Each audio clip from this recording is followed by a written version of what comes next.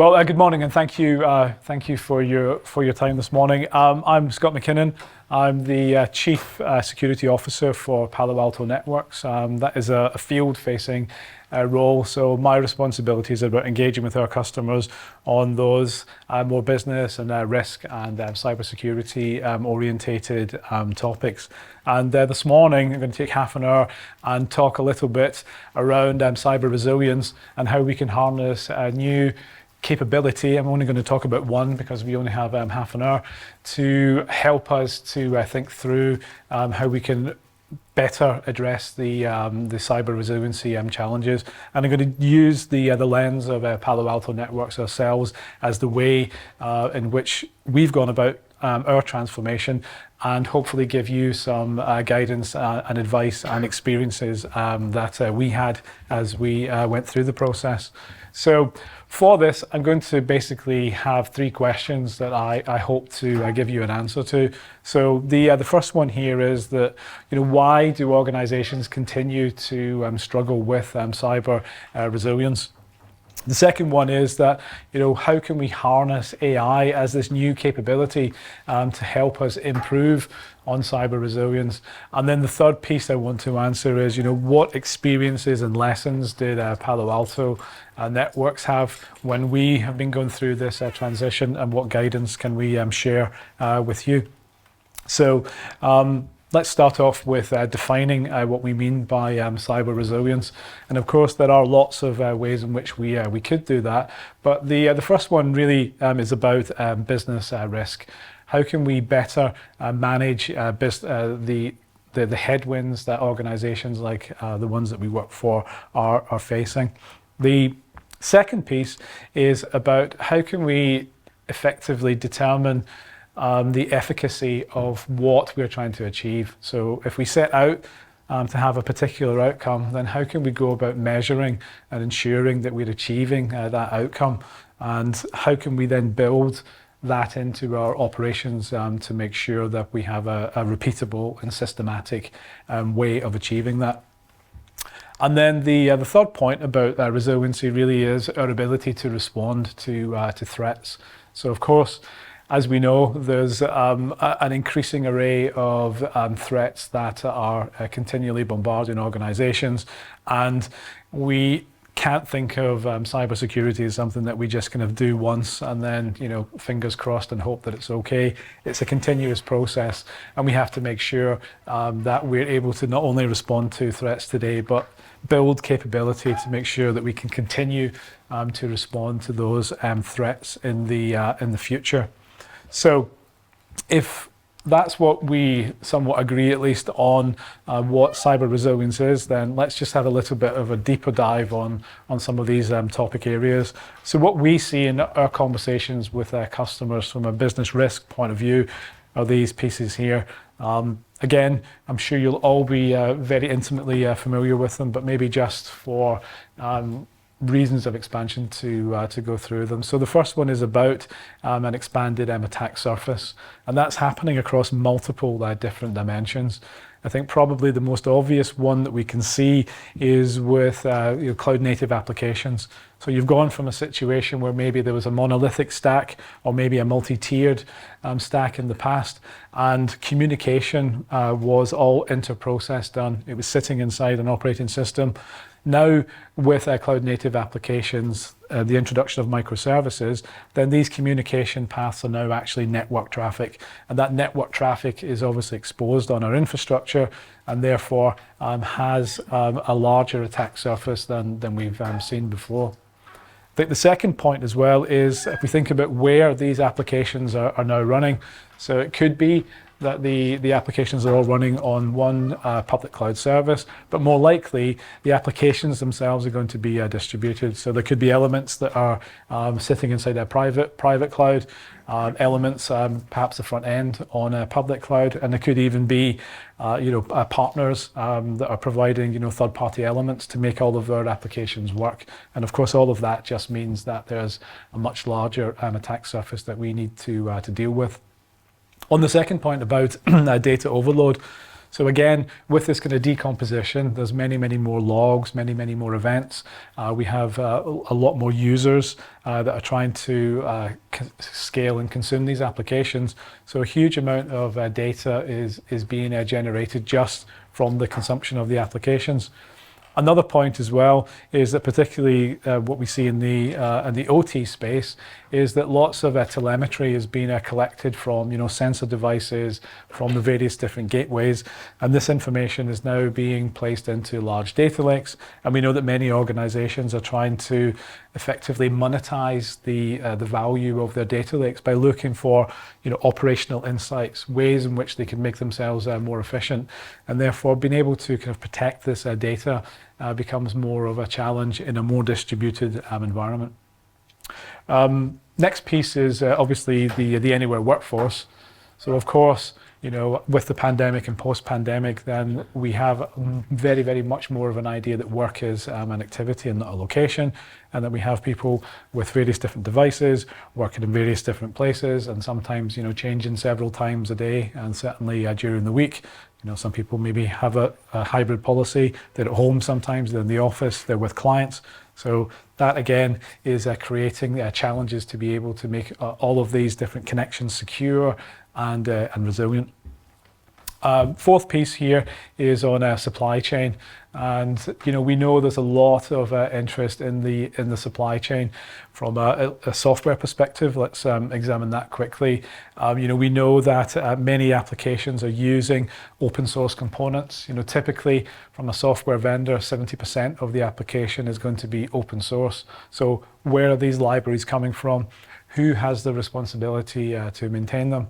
And then even if you do buy in libraries or capabilities from third parties, then how vigorous and how exacting is your process to determine whether there are any vulnerabilities in there? And even if there are not any vulnerabilities at the runtime, then how can you ensure that over time that you've got an adequate system in place to do the appropriate patch management, vulnerability assessment and upgrades? So with more and more of applications being constructed like that, and more pieces of infrastructure that we need to be able to protect, then again, this supply chain model is making it difficult for us to maintain resiliency.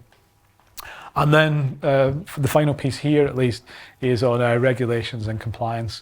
So we have seen a rather large increase in the number of regulations that organizations need to be compliant to. Some of them are general, obviously the things like the GDPR for personal identifiable information, but there's a lot of sector-specific regulation that comes out. A lot of it is done in the European Union, but many of our organizations could have operations in the UK and inside the EU, so do need to pay attention. There's cloud security, there's the Cyber Resilience Act, there's also the DORA for operational resilience for the financial services sector. And then even if we look inside the UK, there's been increased regulation on the telecom side, and there are more and more codes of practice are being developed all the time. So the latest one is there's a governance code of practice that's going to make seniors inside organizations responsible for the cybersecurity aspects of their organization to do that. So we see more and more of these things coming, and certainly the outlook that we have is that codes of practice could eventually become law to enforce those various aspects of the regulation. So quite a lot going on from a kind of business risk point of view. And then when it comes to how we can measure the efficacy of that, then of course we all love frameworks. So frameworks are a great way to have a consistent approach to be able to understand which compensating controls we need to have and where they should be. But we also have to think about how those fit into the wider security and people policies of the organization. So here on this bit of an eye chart here, the technology is certainly an important part of it, but it's not the only part of it. There's lots of other pieces that we need to consider: processes, people obviously, but there's also the culture of the organization and what the strategy is, and that strategy can be significant. An organization I used to work for had a very open and innovative strategy, and the consequence of that was that they didn't want to restrict the organization to installing any bits of software that they wanted to use to collaborate with colleagues, to be able to more effectively do their jobs. Result was that meant that everybody ran with admin rights on their machines. And whilst that was good for the employees, it did create a risk that needed to be managed. Now, of course, the InfoSec team believed that they could adequately manage that risk. But then when you go to do something like Cyber Essentials and you are explicitly told not to do your typical day-to-day activities on that, then that meant that we then had to go through and make a whole exception and change the working lives of a significant portion of the population to do that. So I just mentioned that as a way of thinking that these are all interconnected. So how effective are these frameworks? And then the typical way is to maybe assign to measure the efficacy of these. You use this scoring example here to see whether you have those controls in place or whether you have some of them in place, whether they're tactical or whether they're strategic. So this, again, in a fast-moving, ever-changing environment is difficult to do. And then my third point here about operational resiliency is on the threat side. So, I mean, I'm not wanting to teach grandmothers to suck eggs here, and I know this is obvious, but with what we're seeing, the AI is beginning to be used far more on the offensive side, and the results are elements like this. So more and more attacks are happening. You now don't need to have highly trained, highly skilled people working 8, 10, 12-hour shifts. It can be automated. It can be done at any point in any place. From the scalability, with the new levels and degrees of automation, it means that the scale that is now possible for bad actors to harness is greater than it's ever been, which then has an impact on us being able to respond to that. Because remember the asymmetric nature of these attacks. I mean, they only have to get it right once, whereas we have to defend every single time to protect our assets. And then the final piece here about utilizing new vectors to do that. So there's examples of AI being used to actually generate AI. So you can use some of these tools on the dark web, although there's a bit of research that says that these are just kind of schemes to get money from other bad actors by having ransomware as a service. But at least there are some examples of AI being used to create ransomware to do that, which means again that it gives us a challenge on how we can keep our cyber resiliency up. So what typically are we as an industry doing to deal with all of these headwinds? And here's an example here from a large global 250 to 2,000 customer. And our research shows that each time there's a new CIO initiative, that's going to create work for the organization to deal with. And typically, without kind of over-egging the pudding here, each time you have a new initiative, it's driving a number of new technology or product decisions that the organization needs to deploy. And this example here, if there's a business objectives to improve the business intelligence, make sure there's better and higher quality data, then this is a data security program, and that means that some technology and tooling needs to be deployed to do that. And then other initiatives require other CISO actions to be taken, which then drives more tooling to be deployed. And I call this yet another security tool. And whilst it may be an effective way for dealing with that particular risk, it's not really taking a strategic approach to how to protect the organization, and and so on and so on and so on and so on. And quite quickly you end up with a vast amount of different security tools. Now, I could ask you all if you have a handle on how many different security tools you're using, and in the interest of time I won't, but typically this is like 20 to 120 or 150. It's something of that order, and that creates a lot of operational complexity, because you need to be able to do that. Now, of course, I'm not advocating that you just buy one tool from Palo Alto Networks.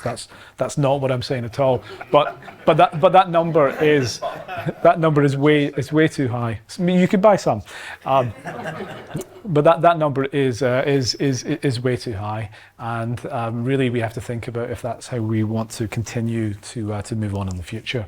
So those are some of the challenges that we see as to why it's difficult for to be cyber resilient. So what about our friend AI? Well, again, in the interest of time and the size of the slides here, just trying to show that AI, as you all know, is not something that's new. This is the hype curve, and there's a term called crossing the chasm, and it seems like the AI technology has already managed to achieve that now. It is very mainstream. You know, the rate at which even applications like ChatGPT have been adopted have been the fastest technology adoption in history. You know, it took the internet something like 25 years to get to 100 million users. It took about 14 years for 100 million mobile phones, and they reckon it's going to take about 7 years to get to 100 million AI application users. So it's absolutely here. And if you look at where CIOs are thinking about where they're going to allocate their budgets, AI is an important part, and it's growing inside CIOs' consideration. So I think we can agree that AI is here. And what effects will it have? Well, two broad ones. The first one is that not only can we use it, bad actors use it on the offensive side, we can use it on the defensive side. So we can help it to supercharge our teams and make them more efficient and more effective in how they're able to protect. And also, we can begin to think about the automation that we can do so that we can make many of these responses happen quicker and without human intervention, which obviously, again, feeds into increasing our resilience. So in our understanding and what we've been working on, there are a few elements that are really critical to do this. The first one is probably obvious, but it's having the right amount of data. If you're trying to train these AI LLMs on how to make decisions and how to be effective, then you need to have really good data. So, I like to think of it as a simple, transformation process. There are inputs and there are outputs. And if you want to have, good efficacy on the output, then you need to make sure that you have a good input. Second piece is about taking a more kind of platform approach, because otherwise we might get into the same situation that we have with security controls. With this team's got an LLM and a data training lake over here, and so is that team, and then you end up with effectively shadow IT all the way across what you're trying to do from an AI perspective. So being able to have a kind of platform approach that allows you to have those controls is important. And then our third piece is on this deep expertise. So what we've seen is that with these dark web ransomware versions of ChatGPT, they're not actually all that sophisticated. If somebody doesn't really know what they're doing, then their ability to harness it hasn't really been that effective. But you really need to have some deep expertise if you want to be able to harness this technology to do that.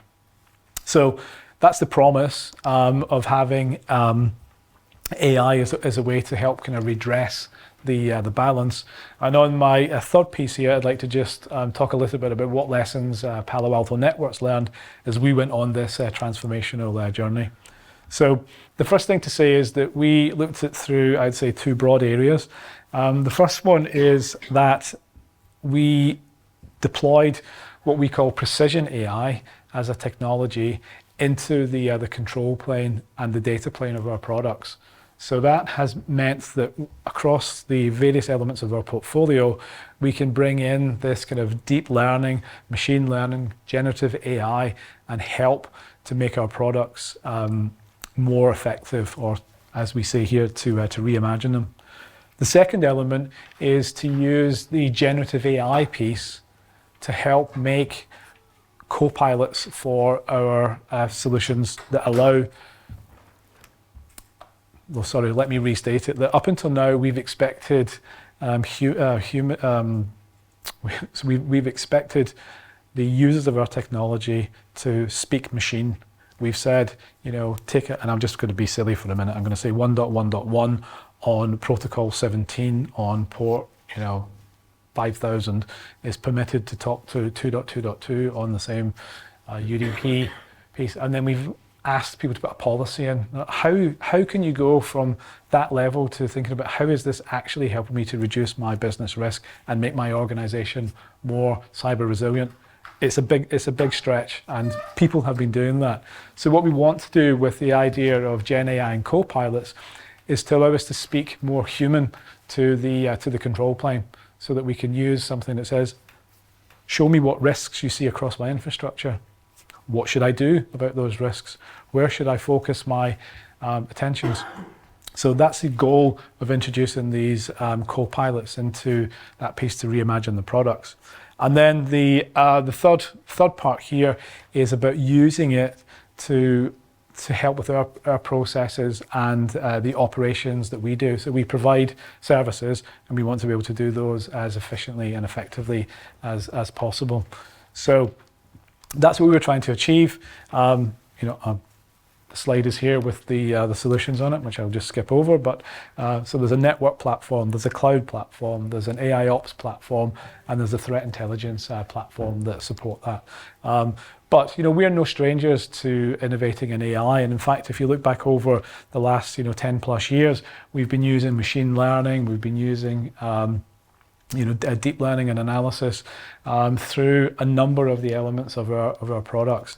And what we're able to do now is to bring this to bear on an inline element, so that when traffic is come in, we can take it through each of these different capabilities that are now using machine learning and AI, this precision AI, to help look for threats. And that runs across the various platforms that we have. And the results are that we can have a high degree of efficacy over what we're trying to achieve. And the reason why we were able to do that is that we have a fantastic amount of data. We have 60,000 customers, and every single day we're able to analyze the information from them. So we can see 750 million new and unique events a day. We can detect 1.5 million zero-day attempts that weren't there the day before. And because we can do this kind of inline chain of protection, we can block billions of attacks on a daily basis. And then with the introduction of these co-pilots, we can help to make that much more effective. So. And similarly, in the interest of time, I'm going to have to skip forward a little bit here. But on the operations side as well, taking that vast amount of telemetry and input and data, we can use this technology to stitch things together, figure out what events are important, deal with ones which are not actually false positives and can be automated, and then ultimately that results in analysts having to deal with significantly fewer, and I mean orditudes of magnitude fewer events than they would have had to done in the past, which leaves them free to do other things. And of course, we know there's a huge skills shortage, particularly in this area of cybersecurity. So I'm going to kind of skip on a little bit here because I've a bit short on time. So what was our approach? So our approach was kind of multifactored here. So first of all, we developed an AI policy. So what are we going to use it for? Who can have access to it? Who can't have access to it? What kind of information can it see? What kind of information can it not see? We looked at looking at the exposure visibility. So if we're allowing staff and we're allowing engineering teams to use this, then we need to really understand where they're using it and how they're using it, so that we understand that, so if you can't see it, you can't protect it. We also went about protecting the data assets as well. So we had to make sure that the information, because some of it could have personal identifiable information, some of it could have customer information inside it. We needed to make sure that data was protected. Then we have thought about how can we actually protect the AI app itself, because we don't want that to become compromised, so that you get this hallucinatory effect of the outputs. We thought about how to protect the application itself. So as I mentioned earlier, with distributed hybrid applications, different sets of control if it's private cloud and on-prem, as opposed to a public cloud. If you're using public cloud services, then you need to make sure that you've protected those as well. Identifying and controlling access at a personal level, protecting the models that you're using. And if you go onto Hugging Face, you can download literally hundreds and hundreds and hundreds of large language models. So you need to make sure that, again, from a supply chain point of view, that you are protecting those as well. So that's the process we went through. And sorry, just one slide to finish is what lessons did we learn? So data is important. It's more important than the model. You need to think about how to select the model. Have architectural flexibility. Is it private cloud? Is it public cloud? Is it hybrid? Think about the use cases. Make sure you have a governance model, and think about harmonizing the output so you can check whether you're right or not. And if you do want to use this for your processes, you may need to re-engineer your processes as well. So, sorry, last one is my checklist. So document all of the risks that you see. Know exactly where your data is. Lots of these tools can actually process your information and store it on the cloud. Is that really what you wanted to happen to that sensitive email to the chief executive?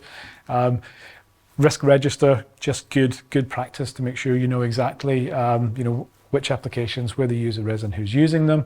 Catalog all of the services and make sure your policy defines what can happen there, and then continue to develop your AI policy.